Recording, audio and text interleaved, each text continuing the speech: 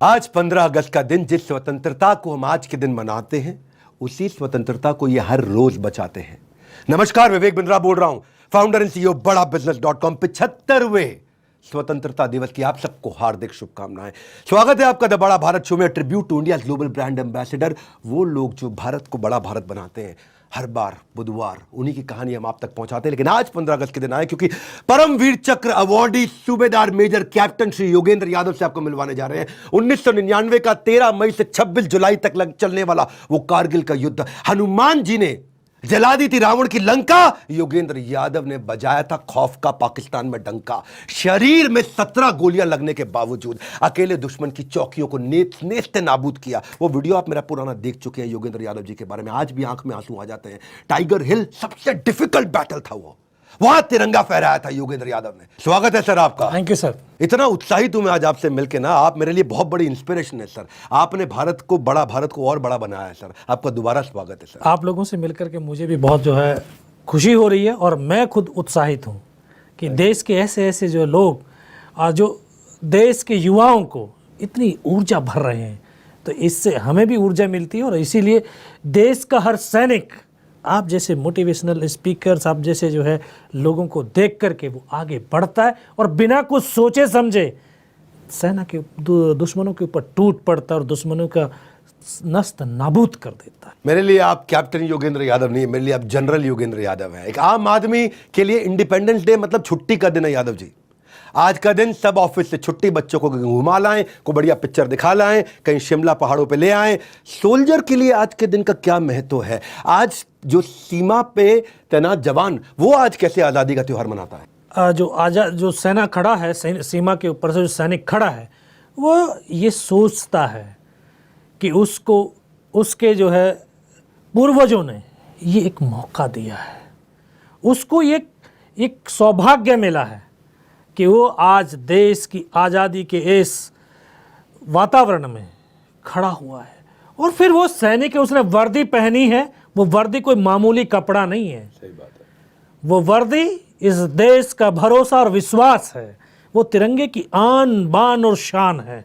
तो उस वर्दी के लिए वो सैनिक यही देखता है कि जो उसको आज़ादी मिली है, उस आज़ादी की रक्षा के लिए वो दिन रात खड़ा होकर के अपने आप को अपने ड्यूटी के लिए समर्पित कर देता है। सूरज जैसा बनना है तो आपको सूरज जैसा जलना भी होगा। कारगिल के वॉर में शुरुआत का जो आपका समय था, मुझे पता लगा कि आपको खाना सप्लाई के लिए, राशन एम्युनिशन सप्लाई के लिए भेजा जाता था। और मैंने सुना सुबह 5:30 आप निकलते थे और रात को 2:30 बजे पहुंचते थे। 21 घंटा चढ़ाई होती, तब जाके आप वहाँ खाना, वहाँ राशन पहुँचा पाते थे। आप एक जूनियर वहाँ पे सपोर्ट के रूप में थे। पर वो पिक्चर आई थी, वो ऐसा करता था। वो कहता था कि अपने को कि फ्लावर नहीं मैं फायर है ना। वो तो फ्लावर नहीं था, मैं तो था फायर। सोल्जर बनने आया था, बना दिया सप्लायर। तो आपके मन में ये फीलिंग नहीं आई? और आपने बाद में आपको, मैंने सुना कि आपके उत्साह को देख के आपको घातक प्लाटून के अंदर शामिल कर लिया गया। तो वो कैसे आपको शामिल किया गया कि इस टीम के अंदर यार जो सबसे खतरनाक टीम में योगेंद्र यादव जी को लेना है? क्या था मतलब वो? हाँ बिल्कुल, मैं यहाँ एक युवाओं के लिए बहुत बड़ी सीख है।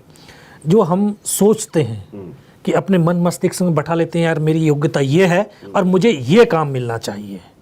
मैं भी सोचता था, मैं तो क्योंकि जीता था उस चीज़ को कि मुझे राइफल मिले और मैं फ्रंट में जाकर के दुश्मनों का सामना करूं।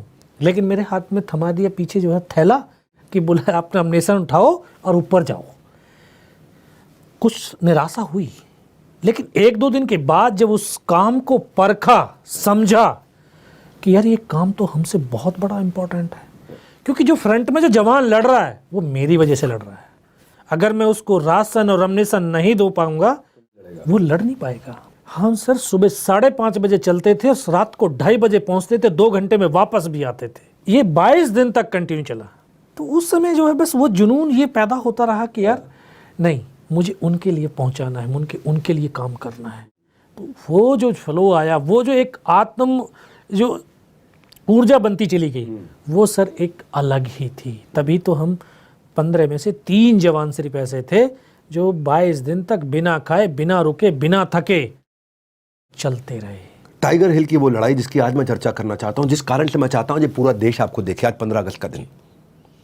टाइगर हिल की जो लड़ाई थी, ऑक्सीजन की कमी, दूसरी चीज स्टीप डिक्लाइन, ऐसा 90 डिग्री की पहाड़ी, तीसरी चीज 16,500 फुट, थोड़ा और चढ़ते तो 8848 की हिमालय पर्वत की हाइट भी पकड़ लिए होते, मतलब 5,500 मीटर तो मुझे लगता हो ही गया होगा।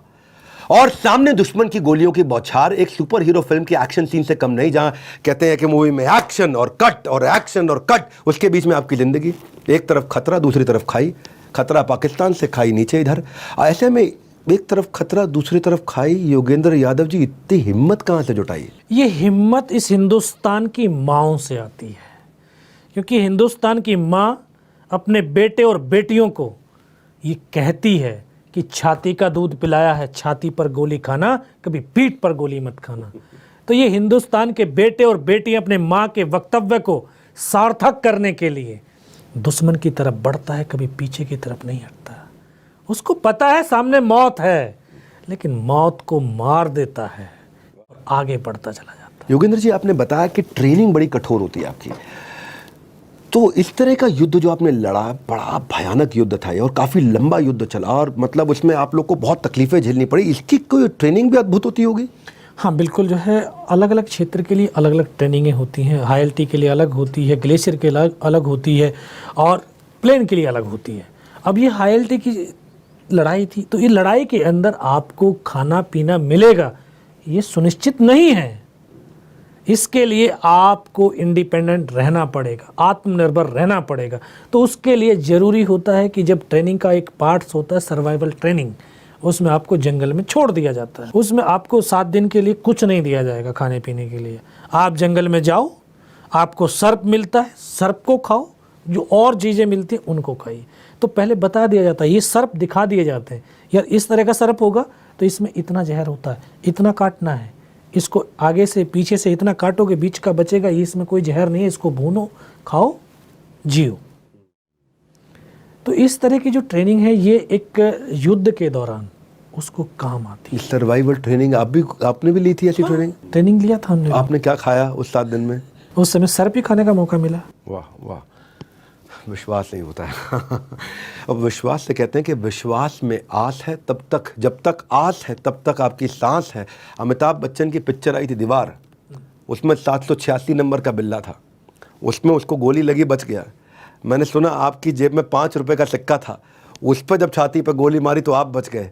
तो 5 रुपए के सिक्के की कहानी, वो जो पाकिस्तानी सोल्जर ने आपकी छाती पे जो गोली मारी थी और जब 5 रुपए के सिक्कों से आपकी ज़िंदगी बची, पहले तो पूछना चाहता हूँ, थोड़ा कहानी सुनाइए क्या थी, और दूसरा 5 रुपए के सिक्के कहाँ हैं आज? वो नहीं, वो सिक्के तो अभी नहीं हैं। 5 रुपए के सिक्के थे। उस सिक्के की कहानी है क्योंकि सबसे जूनियर सिपाही था मैं। अच्छा। उस टीम का सबसे जूनियर। और तो जो लड़ाई से पहले कुछ दिन जब हमें रिहर्सल का और मेंटेनेंस का समय मिला था, तो जो आपस में बैठ कर के जो हमारे साथी थे वो ताश खेलते थे, पत्ते खेलते थे। तो ऐसी शर्त लगती थी कि बोला भाई, हाँ ये बिस्कुट का पैकेट जीता हमने। अब जूनियर था, बोला लेकर क्या कैंटीन से बिस्कुट का पैकेट, हमने पहले ला करके रखे थे। हम तो कहते, बोला भाई 5 रुपये फेंको, ये बिस्कुट का पैकेट। तो वो बिस्कुट का पैकेट देते थे, 5 रुपये लेते थे। अब वो 5 रुपये इसलिए इकट्ठे हो रखे थे कि टाइगर हिल पर लड़ करके जब लड़ाई लड़ेंगे और वहाँ दुश्मन मारेगा तो ये सिक्कों उस समय बचाएंगे, ये पता नहीं था। लेकिन बचा भी क्यों? कहते हैं कि ये देश भारत माँ बोलते हैं। बोला ऐसे नहीं बोलते, ये मिट्टी और कंकड़ वाली ज़मीन नहीं है, ये सजीव है। माँ भारती अपने बेटों की वीरता, शौर्य और पराक्रम को कभी दफन होने ही नहीं देती है, किसी न किसी एक को जरूर माध्यम चुनती है। और शायद इस माँ भारती ने मुझे वो माध्यम चुना होगा, तभी तो उसने जब गोली चलाई तो जाकर के वो सिक्कों से ही टकराई, आपके शरीर को नहीं छुई? शरीर को नहीं छुई। फिर भी 17 गोलियां तो आपको लगी। ये तो मतलब कैसी कबड्डी आप खेले, हु तू करके छू के आप उनको आ गए, अनबिलीवेबल है। योगेंद्र जी, एक जो आम आदमी है ना, मैं भी कंपनी चलाता हूँ, हमारे ऑफिस में आज कई एम्प्लॉयज़ हैं, भगवान की कृपा से बहुत अच्छे एम्प्लॉयज़ हैं हमारे, लेकिन फिर भी मैं देखता हूँ साधारण आदमी का पेट खराब हो जाए, सर दर्द हो जाए तो वो डॉक्टर की गोलियाँ खाता है। आपने दुश्मन की 17 गोलियाँ खाई हैं जी, और वो आपको अपने मकसद से नहीं हिला पाई।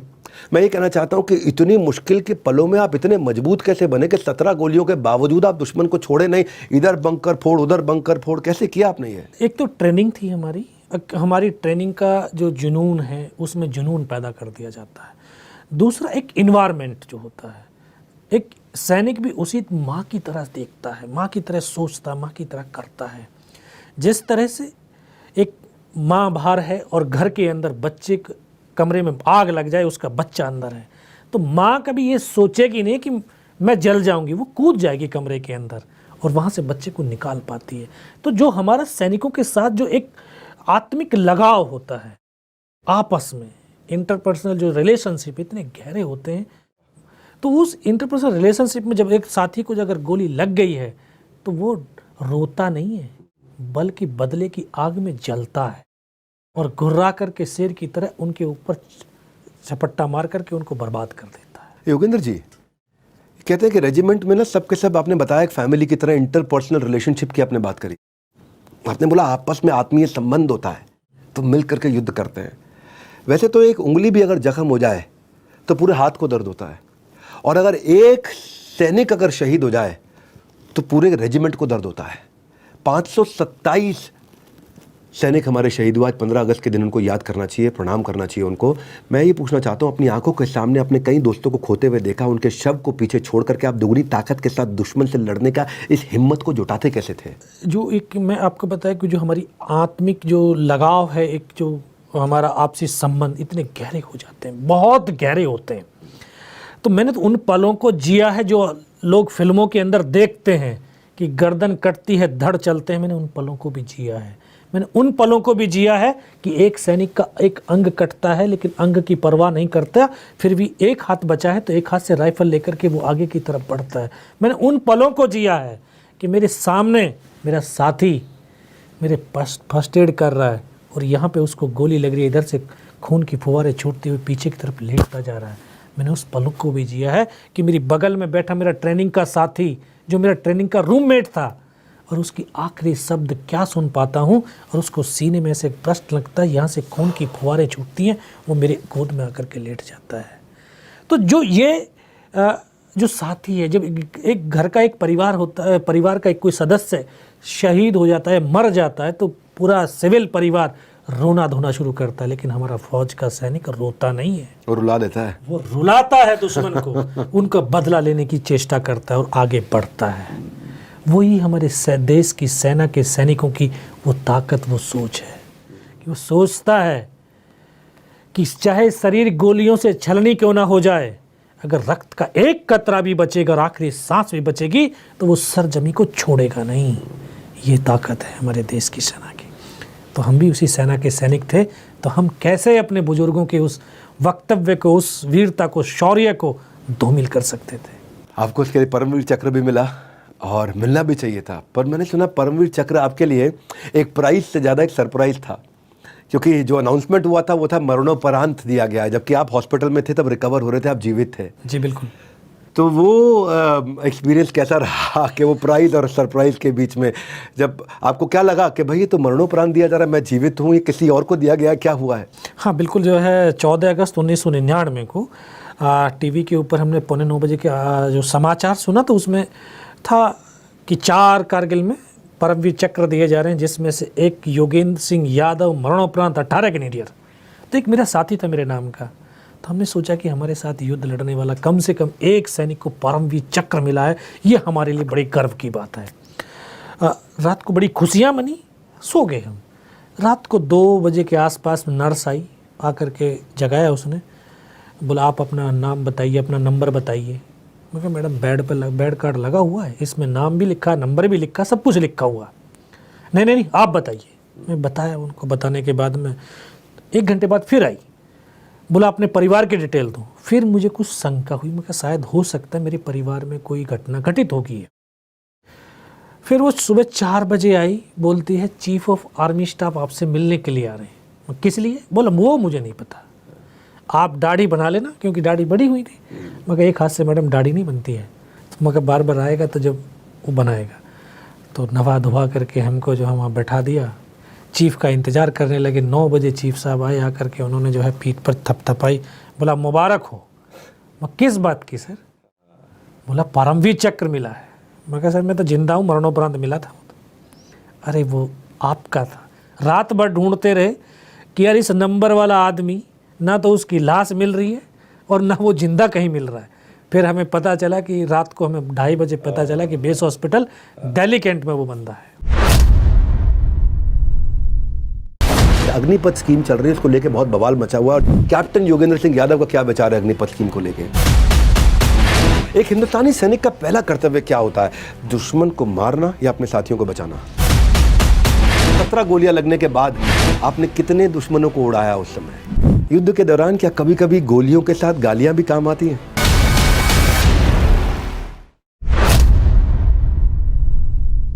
आप अपने एम को लेके बड़े क्लियर थे, आप अपने एम को लेके बिल्कुल फोकस थे, आपको आर्मी में जाना, आपके पिता भी आर्मी में थे मैंने सुना जी। और आप शुरू से तैयार थे कि भी आर्मी में जाना है। 16 साल की उम्र में आपका हो गया, आप वहाँ पे आपका सिलेक्शन हो गया। पर ऐसे यूथ को, ऐसे युवा को जो समय लगातार भटक रहा है या तो मोबाइल फ़ोन के अंदर या वीडियो गेम के अंदर या इंस्टाग्राम के अंदर या इधर उधर तरह तरह की राइट स्वाइप लेफ्ट स्वाइप, उनको अगर आपको एक टिप देना चाहते हैं युवा पीढ़ी को, तो आप क्या कहना चाहेंगे? हमारा एम क्लियर होना चाहिए। हमें एक जो हमारे रोल मॉडल हैं, मेरा रोल मॉडल था भगत सिंह, मेरा रोल मॉडल था चंद्रशेखर आज़ाद। वाह वाह। क्योंकि उन रोल मॉडल की ही जो अवचेतन मस्तिष्क के अंदर उनकी छवि अंकित थी। आप जिस जो बनना चाहते हो, आपने जब तक वो आपका आदर्श की छवि आपके मन मस्तिष्क के अंदर नहीं अंकित होगी, नहीं छपेगी, तब तक ये बॉडी का जो हार्मोन्स है, बॉडी की जो विचार है, सोच है, व्यवहार है, ये बदल ही नहीं सकता, ये चल ही नहीं सकता। तो आज जो बच्चा है वो सिर्फ मोबाइल में देख रहा है। आज 11th में उसके विचार कुछ अलग होते हैं, 12th में आकर के कुछ और जा जाते हैं, 12th पास करने के बाद वो कुछ और बनना चाहता है। क्यों? क्योंकि आज तक पेरेंट्स ने भी और बच्चे ने भी अपने गोल को निर्धारित ही नहीं करा, अपने एक आदर्श को समझा ही नहीं है।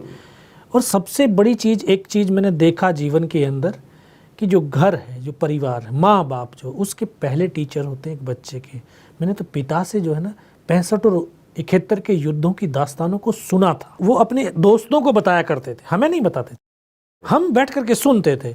तो वो कहते थे बोला लड़ाई के अंदर खाना नहीं मिलता, पीना नहीं मिलता, सोना नहीं मिलता, चारों तरफ लाशें ही लाशें होती हैं, फिर भी सैनिक एक जीता है। तो तभी एक मन के अंदर विचार पैदा हुआ कि यार पिता जो कह रहे हैं क्या ये सत्य है, इसको यार जीना चाहिए।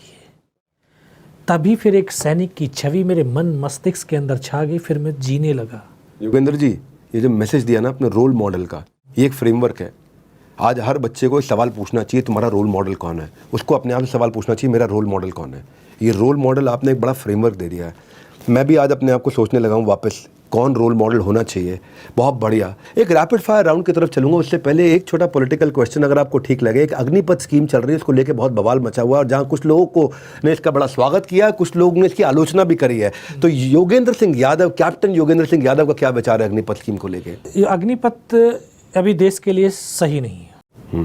क्योंकि 4 साल का जो एक रखा है इन्होंने, वो 4 साल के अंदर एक नया बच्चा 6 महीने की ट्रेनिंग करने के बाद उसके पास 3.5 साल बचते हैं और फौज की सिखलाई तो 28 साल करने के बाद में भी पूर्ण नहीं हो पाती है। तो हम 3.5 साल के अंदर वो बच्चा छुट्टी भी काटेगा और उसके 2.5 साल के आसपास उसकी सर्विस बचेगी। 2.5 साल में उसका सोच क्या होगी कि यार मुझे तो वापस जाना है। तो आपको लगता है समय कम है? समय कम है, समय कम है, पूरी तरह डेवलप भी नहीं होगा और कंट्रीब्यूट करने का समय आएगा तब तक वो बाहर हो जाएगा।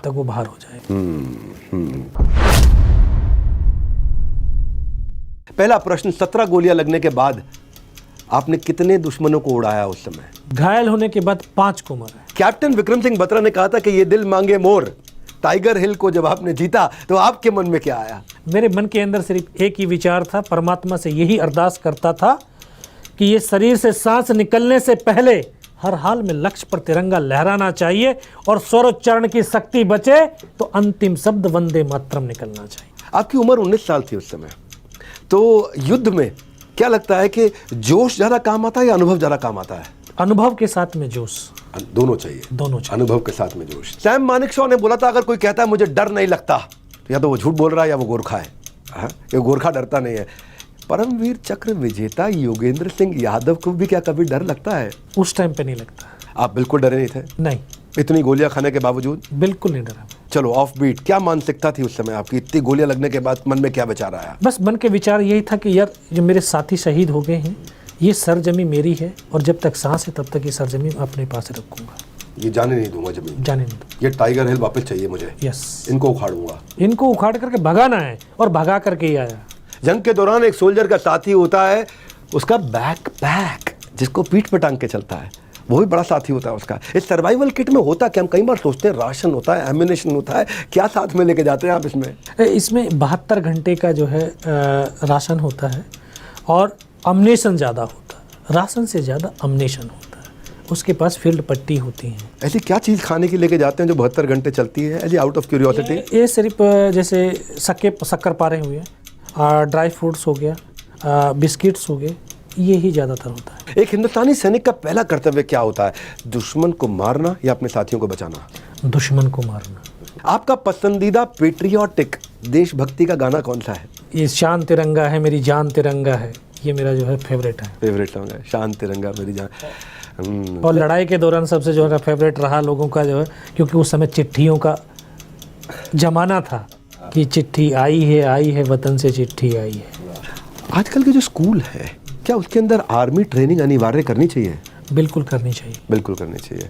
अगर आप अपनी ज़िंदगी में वापस जा सके योगेंद्र यादव, तो क्या अपनी ज़िंदगी में कुछ पीछे बदलना चाहेंगे? पीछे बदलना चाहेंगे, क्योंकि उस समय हमें इतनी अवेयरनेस नहीं थी किसी भी सेक्टर की। तो उस समय अगर जो है वो अवेयरनेस होती तो शायद आज हम बहुत ऊपर होते। वाह वाह वाह। ऐसी कोई बात जो आज भी योगेंद्र सिंह यादव को दुख पहुंचाती है? कोई ऐसी बात आर्मी की जो आपको सताती है? नहीं, बस दुख तो वही पहुंचाती है कि मेरे 7 में से हम 6 साथी शहीद हो गए, आज वो मेरे साथ में नहीं। तो इतना physically strong, mentally strong Yogendra Yadav, क्या ऐसा योगेंद्र यादव भी कभी अकेले में रोता है? अभी रोता हूँ, पहले नहीं रोता था। क्योंकि जब आप उनकी याद आती है तो जिस तरह से मैं सोचता हूँ जैसे आज मैं जीवन जी रहा हूँ, शायद वो भी जीवन जी रहे होते। तो जब उनकी याद आती है तो आंसू निकल आते हैं। अगर आप सैनिक नहीं होते तो आप क्या होते? महात्मा होता। महात्मा होते। ओके, आपके मन में बहुत वैराग्य रहता है। बिल्कुल। युद्ध के दौरान मन करे तो उत्तर देना, नहीं तो छोड़ भी सकते हैं। युद्ध के दौरान क्या कभी कभी गोलियों के साथ गालियां भी काम आती हैं? बहुत। क्योंकि गालियां तो एक जोश दिलवाती। जब दुश्मन सामने से गाली देगा, जब एक गाली देगा तो हम 3 गाली देंगे। तो वही है फौज का, अगर एक गोली चलाएगा तो हम 3 बुलेट मारें। तो क्या आज भी रिटायर्ड योगेंद्र सिंह यादव सरहद को मिस करते हैं? बहुत मिस करता। बॉलीवुड की बात कभी जस्टिफाई कर तो नहीं सकती है, फिर भी पूछ लेता हूँ कि लक्ष्य का ऋतिक रोशन या LOC कारगिल का मनोज वाजपेयी, किसने आपके रोल को जस्टिफाई किया? थोड़ा सा मनोज वाजपेयी ने। मनोज वाजपेयी ने। अभी मेरी बायोपिक आ रही है, ब्राव यादव के नाम से जो है चित्रांगना जी बना रही हैं, और लेकिन अभी हीरो डिसाइडेड नहीं है। क्योंकि अभी मैंने भी उनसे बोला कि जो है हीरो बताओ, हीरो कौन है? बोला आप बताओ। मगर मेरे लिए तो जो है अक्षय कुमार है, मेरे लिए तो जो है सन्नी देओल है। बोला सन्नी देओल आ गया तो वो पहले नल उखाड़ी थी, अभी तो पूरा पाकिस्तानी उखाड़ के ले आएगा।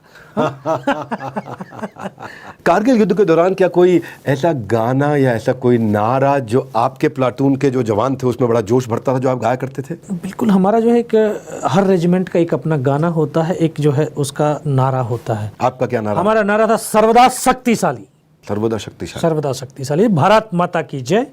और गाना था हमारा गनेडियर की जिंदगी, बहादुरों की जिंदगी, कि डर नहीं है मौत का है जाने जाने की खुशी। गनेडियर की जिंदगी, बहादुरों की जिंदगी। एक युवा को आर्मी क्यों ज्वाइन करनी चाहिए? उसके लिए सबसे पहला जरूरी है कि जीवन का पूरा जो उसका एम है वो सब कुछ चेंज हो जाता है। जो आज का जो युवा जो फौज में नहीं जाता है, वो सिर्फ पैसे को महत्व देता है, फैसिलिटीज को महत्व देता है। लेकिन एक युवा अगर फौज के अंदर चला जाता है, वो सिर्फ राष्ट्र को महत्व देता है। राष्ट्र को महत्व देता है। राष्ट्र ही सब कुछ है। योगेंद्र यादव जी, हम चैन से सो पाए, कहते हैं कि इसीलिए वो आपका साथी सो गया। हम चैन से सो पाए इसीलिए वो आपका साथी सो गया। वो भारतीय फौजी ही था जो आज शहीद हो गया। दुनिया के सारे पुरस्कार एक तरफ और सीने पे परमवीर चक्र की चमक एक तरफ। योगेंद्र जी, आप और आप जैसे भारत के वीरों को हम शत शत नमन करते हैं। आपके आने से आज बड़ा भारत शो हमारा और भी बड़ा हो गया है। और ये बड़ा भारत शो ऑडियंस आप सबसे मैं कहना चाहता हूँ, आज आपको वीडियो शेयर करने के लिए मैं इसलिए नहीं बोलूँगा क्योंकि आज आप खुद भी शेयर करेंगे, अपनी ड्यूटी समझ के शेयर करेंगे। शायद देशभक्ति का जो मतलब भूल गए ना हमारे देश के आज यंगस्टर युवा, आप उनको ये मतलब दिखाएंगे, पहुंचाएंगे, योगेंद्र सिंह यादव जी की कहानी उन तक पहुंचाएंगे। कमेंट करके बताइए कि अगले हफ्ते आप किनसे मिलना चाहते हैं। बस थोड़ा सा इंतजार, आ गया एक और बड़ा बुधवार। इस बड़ा भारत शो में आपका वापस आने के लिए आप सबको बहुत बहुत धन्यवाद। बोल्ड के नंबर 1 एंटरप्रेन्योर यूट्यूब चैनल को सब्सक्राइब करने और करवाने के लिए, वीडियो को उन सब तक पहुंचाने के लिए जिनको आप एक दिशा देना चाहते हैं। आप सबका हृदय की गहराई से प्रेमपूर्वक बहुत बहुत धन्यवाद। योगेंद्र यादव जी, आपका विशेष धन्यवाद। Thank you.